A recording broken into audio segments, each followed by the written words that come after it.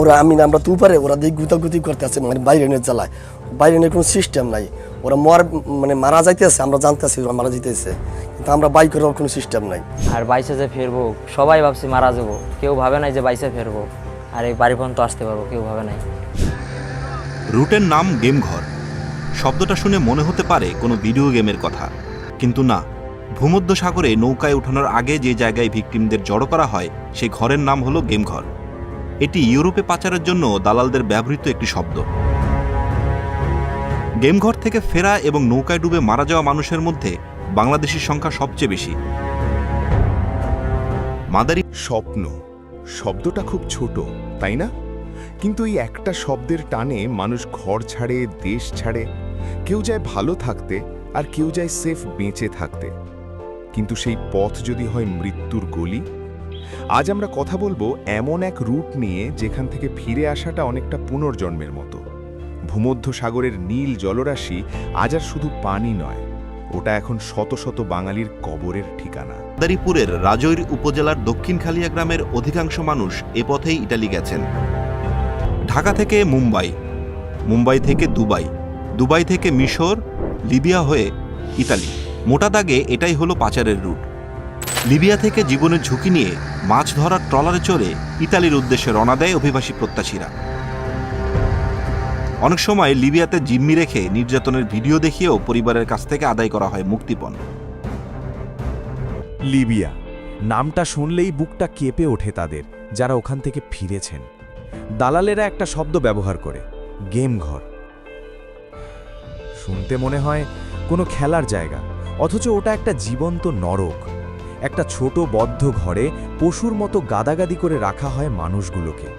দিন নেই, রাত নেই, শুধু দালালের লাঠির বাড়ি আর পরিবারের কাছে টাকার জন্য হাহাকার। ভাবুন তো একবার, যেখানে নিঃশ্বাস নেওয়ার মতো বাতাস নেই, সেখানে মানুষগুলো দিনের পর দিন কিভাবে কাটায়। অনেক ইচ্ছা ছিল ইটালি যাবো, কিন্তু গরিব মানুষ তো কাম করি সংসার চালাইতে না। মাইয়ে কান্দা কেন্দি হরে, পোলারা কান্দা কেন্দি হরে যে যে এত ঠেয়ার ভেতরে সংসার মোটে চলে না। যেটা ইনকাম করি ওইতে একটা মাছ কিনে খাইতে পারি না, একটা সদা বেতায় খাইতে পারি না, মানে হেভি কষ্ট লাগে। জমি বিক্রি করছিলাম আমি 10 কাঠা, আর রেস্টাম দিয়ে ধানের পর টাকা নিয়েছি। আর জমি অল্প একটু রয়েছে, আর এই থোয়া বন্ধক থোয়া। আল্লাহ জানেন কি করবো আমি। এখানে হয়তো ভাগ্যের জোরে এই দুজন ফিরে এসেছে পরিবারের কাছে, তবে তারা এখন নিঃস্ব। কিভাবে কাটবে জীবন জানা নেই। শুধু মাদারীপুরের দক্ষিণ খালিয়া নয়, এমন অসংখ্য নিপীড়িত ভুক্তভোগী আছে বাংলাদেশের বিভিন্ন প্রান্তে, যাদের আর্তনাদ আমরা হয়তো শুনতে পাই না।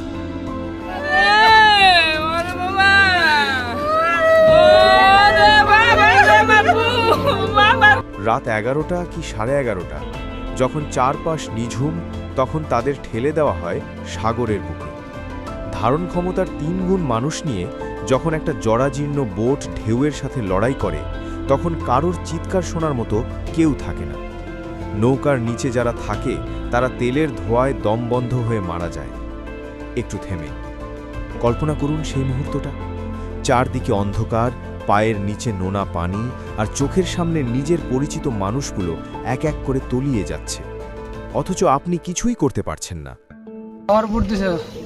বড় ভোট দেওয়ার কথা, কিন্তু আমরা বড় ভোট শিপ দেওয়ার কথা, শিপ দেয় নাই। প্রতারণা করে আমরা হাওয়ার ভোট দিছে। কোনো জিপিএস টাকার বা জিপিএস কোনো ম্যাপ দেয় নাই, কিচ্ছু দেয় নাই। বলছে যে সোজা চলে যাও, এরকম বলে ধাক্কা মানে বাসায় গেছে সোজা চলে যাও। সোজা চলে গিয়ে আমরা কোনো কুলকিনারা পাই নাই। 6 দিন 6 রাত আমরা শুধু রাউন্ড দিছি। রাউন্ড, সাগর তো বিশাল বড়, আমরা কোনো কিছু পাই নাই, কোনো হেল্প পাই। বাঙালি ছিলাম 38 জন। আজিজ দালাল বাড়ি সিলেট, এর ছিল 8 জন। 8 জনের মধ্যে 3 জন বাচ্চা আছে, 5 জন মারা গেছে। আর জসিম দালালের ছিল 30 জন। 30 জনের মধ্যে কয়জন বাচ্চা আছে সঠিক জানি না, মানে আমরা মোট বাংলা 21 জন বাচ্চা আছি। মোট কয়জন আসলে মানে 38 জন। 38 জনের মধ্যে 18 জন মারা গেছে, আর বাকি লোক বাচ্চা আছে। আমরা বাকি লোক বাচ্চা আছি। আর সুদানি ছিল 5 জন, 5 জন বাচ্চা আছে। তো সুদানি ড্রাইভার আমরা রিকোয়েস্ট করছিলাম, একটা গ্যাসের পাম্প দেখা গেছিল সাগরে। বলছিলাম যে আমরা মরার চাইতে এখানে একটা আশ্রয় নেই, আমরা হেল্প করেন। হ্যাঁ কয়ার নিলে নাকি আর গুলি করে মেরে নেব। এই জন্য হ্যাঁ বিরাই নেই। আরও বিভিন্ন অনেক শিপ পাইছি, শিপের পিছিয়ে আমরা দৌড়ছি, কেউ হেল্প করে নাই। আমরা 26 তারিখ রাত্রে রেস্কিউ টিমে আমাদেরকে উদ্ধার করছে। আর 10 মিনিট পরে আমরা যদি উদ্ধার হইতাম, ঝড় তুফান বৃষ্টি চালাইছিল, 10 মিনিট লেট হলে আমরা সবাই মারা গেলাম বলে। এটি আমরা যারা বাচ্চা আছি সবার অসুস্থ খুব খারাপ, সবাই শরীর অনেক খারাপ, সবাই আমরা জন্য দোয়া করবেন।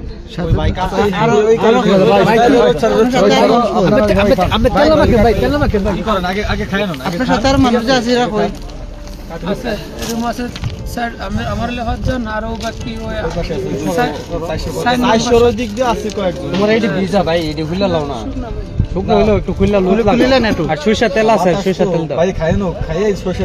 যারা ফিরে এসেছেন তারা আজ নিঃস্ব। ভিটেমাটি বিক্রি করে চড়া সুদে ঋণ নিয়ে তারা গিয়েছিলেন একটা সুন্দর ভবিষ্যতের আশায়, কিন্তু আজ তারা রিক্ত হস্তে ঘরে ফিরেছেন। এই গল্পটা শুধু তাদের নয়, এই গল্পটা আমাদের সবার সচেতন হওয়ার। একটা দামি জীবনের মূল্য কি কয়েকটা টাকার কাছে এতই কম? আসুন এই মরণ খেলার বিরুদ্ধে দাঁড়াই। দালালদের সাজানো স্বপ্নে আর কোনো মায়ের বুক যেন খালি না হয়। উত্তর আফ্রিকার দেশ লিবিয়া থেকে ইউরোপ যাওয়ার পথে ভূমধ্যসাগরে অন্তত 18 জন বাংলাদেশের মৃত্যু হয়েছে। মাঝপথে একটা গ্যাস প্ল্যান্ট দেখে তারা বাঁচার আকুতি করেছিল, কিন্তু তাদের ফিরিয়ে দেওয়া হয়। অবশেষে গত 26 তারিখ রাতে উদ্ধারকারী দল তাদের বাঁচায়।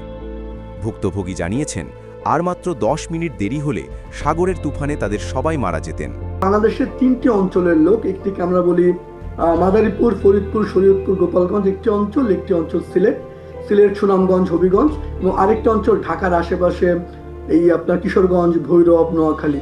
মূলত এই 8 থেকে 10টা জেলার লোক তারা মনে করে যে আমি যে কোনো মূল্যে ইউরোপ চলে গেলে আমার সমস্ত সমস্যার সমাধান হয়ে যাবে, আমি অসংখ্য ইউরো আয় করব, এবং তারা এই ঝুঁকিটা নেয়। এবং আপনি যদি সংখ্যাটা দেখেন, গত বছর অন্ততপক্ষে 21,000 লোককে শুধুমাত্র এরকম আইডেন্টিফাই করা হয়েছে যারা এইভাবে ইউরোপে ঢোকার চেষ্টা করেছে। তারা মনে করে এটা এক ধরনের স্বপ্নযাত্রা।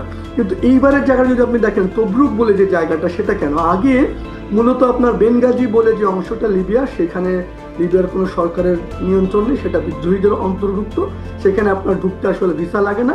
নর্মালি আগে বাংলাদেশিরা বেনগাজিতে যেত এবং বেনগাজি থেকে তারপর তারা ত্রিপলি বা জোয়ারা থেকে ইতালি ঢোকার চেষ্টা করতো। কিন্তু এখন যেটা হয়েছে, গত কয়েক বছরে পুরো লিবিয়ার 2200 কিলোমিটার পুরো সমুদ্র উপকূল থেকে এখন বাংলাদেশিরা তারা যাওয়ার চেষ্টা করে। বেনগাজি থেকে তবরুক হয়ে, তবরুক থেকে গ্রিস যেহেতু কাছে, তারা গ্রিস যাওয়ার চেষ্টা করে। আমি এই 2 মাস আগেই আমি একাধিক এরকম ডিটেনশন সেন্টারে ইউরোপের, যেখানে বাংলাদেশিরা সমুদ্র পাড়ি দিয়ে ইউরোপে যাওয়ার পথে তারা আটক হয়ে আছেন, এরকম একাধিক ডিটেনশন সেন্টারে আমি বাংলাদেশের সাথে কথা বলেছি। আপনি যেটা শুনলেন আজকে 6 দিন ধরে ভাসছিল, আমি এরকম 10 দিন 12 দিন ধরে ভেসে উদ্ধার হওয়ার সাথে কথা বলেছি। এটা অবর্ণনীয়। এই যে বাংলাদেশিরা হাজার হাজার, গত বছর 21,000, 2009 সাল থেকে আমরা ইউরোপের কাছ থেকে যে ডেটা পাই, তাতে প্রায় লাখখানেক বাংলাদেশি এরকম। এই ভয়ঙ্কর যাত্রায় 38 জনের মধ্যে 18 জন সাগরেই প্রাণ হারিয়েছেন। তাই দালালের মিথ্যা লোভে পড়ে কেউ নিজের জীবন বিপন্ন করবেন না। আসুন সচেতন হই এবং অন্যদেরও বাঁচাই।